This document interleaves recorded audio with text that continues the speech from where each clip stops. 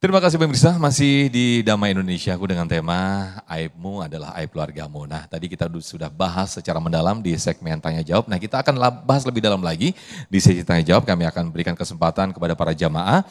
Yang pertama kami persilakan Ibu, Norma. Norma ini Bapak atau Ibu nih? Silakan boleh berdiri. Oh, Neng Norma, Adi, Ukti Norma. Baik, nanti akan dijawab Satile ya, silakan. Izinkan perkenalan, nama saya Norma dari Bekasi. Izin tanya Pak Ustadz, bagaimana cara kita membedakan antara rahasia yang perlu dijaga dengan informasi yang perlu diungkap? Mungkin itu saja, terima kasih Pak Ustadz. Baik, Ustadz Tile terlebih dahulu nih. Iya, Ukti Norma ini. Iya, langsung ini. Langsung udah turun. Ya, Neng Norma, Masya Allah luar biasa.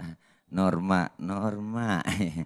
Alhamdulillah pertanyaannya ini mana yang mesti kita kasih tahu ya enggak antara informasi yang baik atau enggak di medsos terutama ya kan begitu.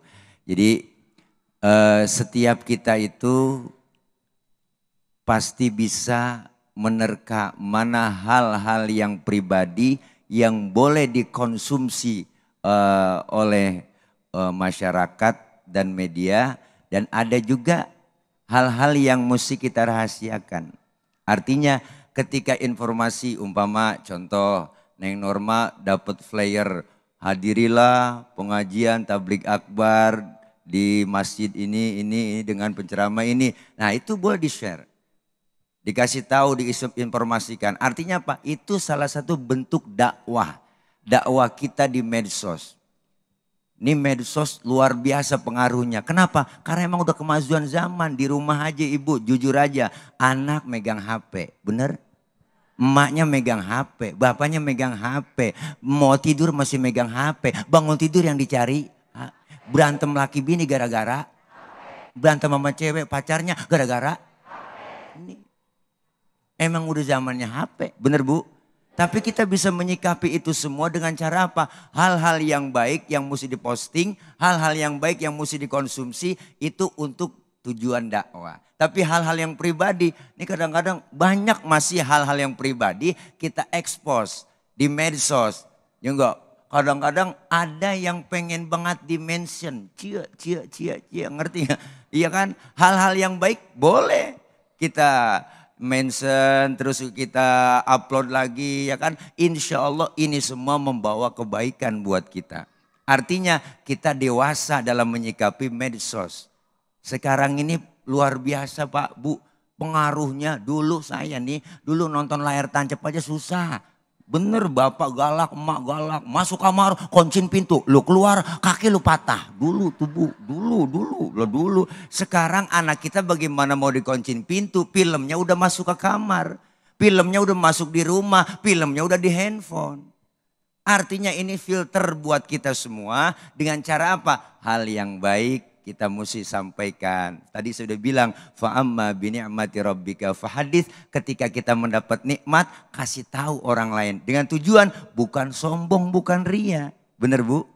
Makanya kan ada orang kadang lagi umroh ya bu. Ini kan biasa orang-orang warga plus 62 kan begitu ya. Biasanya kan kalau di depan Ka'bah, oke guys, alhamdulillah saya udah masuk ke Masjidil Haram ya kan.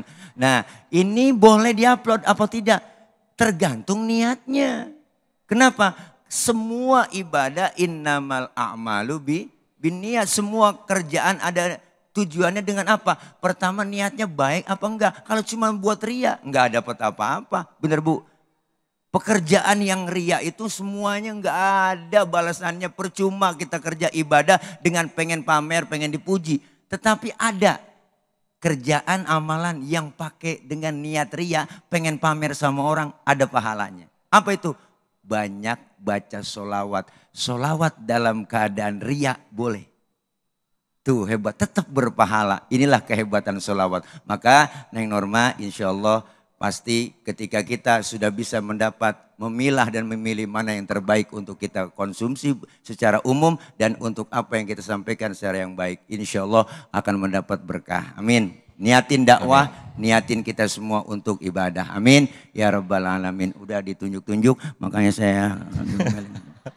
Baik, terima kasih Ustaz Tile. Paling tidak saring sebelum sharing. Iya, saring Nah, sebelum itu, sharing. Ini saring, diayak. Diayak, udah kayak beras ya.